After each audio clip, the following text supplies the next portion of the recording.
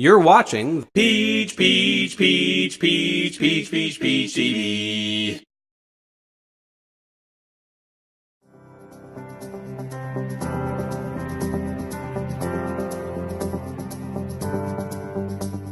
Ours was to try to integrate the endowment capital and annual ask with the donor, and we looked at it as both challenges and opportunities. Was there what I'll call a taxable event in that person's life? Did they take a company public?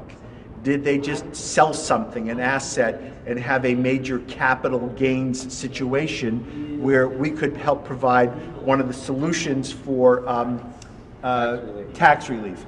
With Congress again set to deal with levels of estate taxes, that's going to send a lot of well-to-do people back to the planning boards this year with their accountants and lawyers hedging strategies for how to minimize that.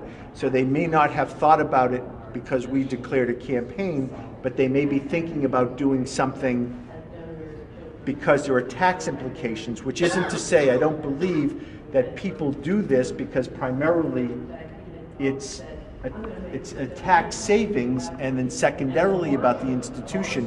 I do believe, and we'll come to the messaging in a minute, they do it because they care deeply about the institution, but if they can do it in a tax-advantaged way with good advice, why not? It becomes then a win-win situation for them as the donor and taxpayer, for us as the institution. To what degrees do accountants and lawyers who are committed to the institution, to what degree are they able to help historically, statistically? A great deal. In other words, what I hear from financial services people, lawyers, accountants, insurance people, financial planners, is in most cases, they're not going to say, I want to solicit you for the Torah Institute.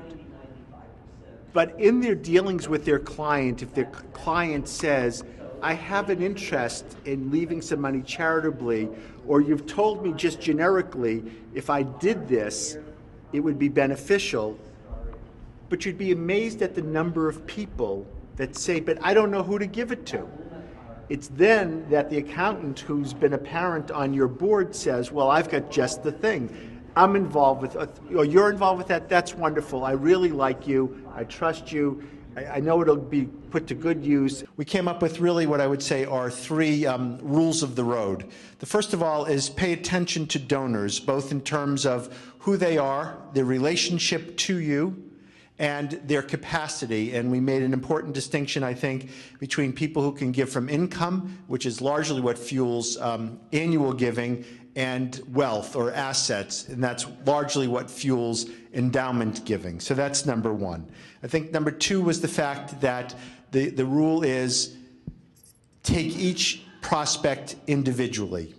And you really have to spend time with them. It's not a cookie-cutter approach. This is certainly not a solicitation that's done by mail or in an impersonal way. The third and final point was, I think what we learned is that we have to be planful. Again, knowing on a case-by-case basis who's out there who we're likely to approach for more than one gift.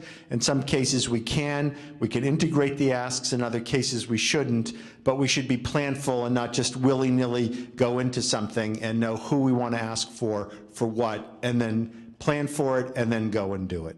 You're watching PEJE TV.